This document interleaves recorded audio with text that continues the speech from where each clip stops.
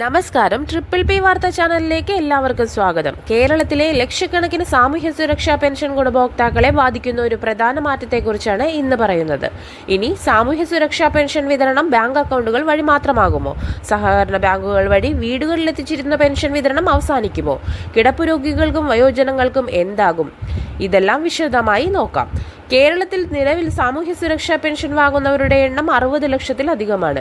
വാർദ്ധക്യ pension, വിധവാ pension, ഭിന്നശേഷി pension, അവിവാഹിത pension, കർഷക തൊഴിലാളി പെൻഷൻ തുടങ്ങിയ വിവിധ പദ്ധതികളിലായി ലക്ഷക്കണക്കിന് ആളുകളാണ് പെൻഷൻ ആശ്രയിക്കുന്നത്.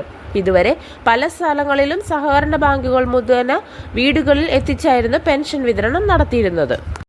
എന്നാൽ ഇപ്പോൾ സർക്കാർ പെൻഷൻ വിതരണ രീതിയിൽ വലിയ മാറ്റം കൊണ്ടുവരാനാണ് ഒരുങ്ങുന്നത്. ഇനി പെൻഷൻ തുക നേരിട്ട് ഗുണഭോക്താക്കളുടെ ബാങ്ക് അക്കൗണ്ടിലേക്ക് നിക്ഷേപിക്കുന്ന രീതിയിലേക്ക് മാറാനാണ് നീക്കം.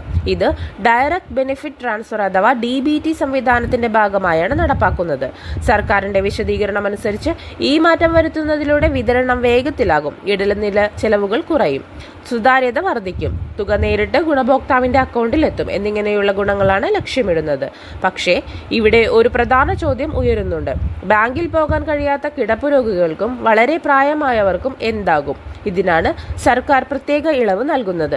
റിപ്പോർട്ടുകൾ പ്രകാരം കിടപ്പ് രോഗികൾക്കും പ്രത്യേക സാഹചര്യങ്ങളിലുള്ളവർക്കും വീടുകളിൽ എത്തിച്ചുള്ള വിതരണം തുടരുമെന്നാണ് സൂചന. കേരളത്തിലെ പല ഗ്രാമപ്രദേശങ്ങളിലും വയോധികർ ബാങ്കിംഗ് സേവനങ്ങൾ ഉപയോഗിക്കുന്നതിൽ ബുദ്ധിമുട്ട് നേരിടുന്നുണ്ട്. അതുകൊണ്ട് തന്നെ പുതിയ സംവിധാനം നടപ്പിലാക്കുമ്പോൾ സർക്കാർ പ്രത്യേക മാർഗനിർദ്ദേശങ്ങൾ പുറത്തിറക്കേണ്ടി വരും. ഇപ്പോൾ പലരും ചോദിക്കുന്ന മറ്റൊരു കാര്യമാണ്, ഇനി പെൻഷൻ തുക വർദ്ധിക്കുമോ?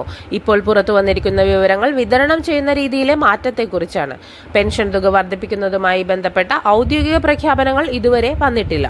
സോഷ്യൽ മീഡിയയിലും യൂട്യൂബിലും 3000 രൂപ കിട്ടും, 5000 രൂപ കിട്ടും, ഓണത്തിന് മുൻപ് വലിയ തുക എന്നിങ്ങനെ നിരവധി വാർത്തകൾ പ്രചരിക്കുന്നുണ്ട്.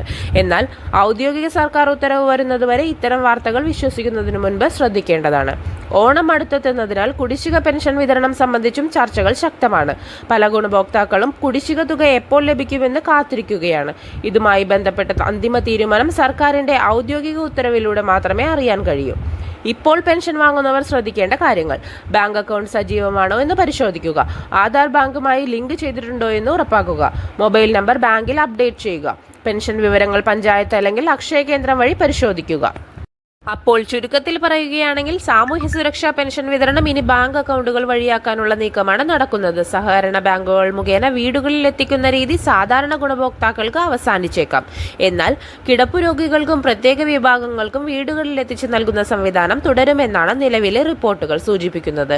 ഇതു സംബന്ധിച്ച് ഔദ്യോഗിക ഉത്തരവുകൾ വന്നാൽ ഉടനെ തന്നെ ഞങ്ങൾ നിങ്ങളെ അറിയിക്കുന്നതാണ്. വീഡിയോ ഉപകാരപ്പെട്ടെങ്കിൽ ലൈക്ക് ചെയ്യുക, ഷെയർ ചെയ്യുക. ട്രിപ്പിൾ പി വാർത്താ ചാനൽ ഇപ്പോൾ തന്നെ സബ്സ്ക്രൈബ് ചെയ്യുക. നന്ദി, നമസ്കാരം.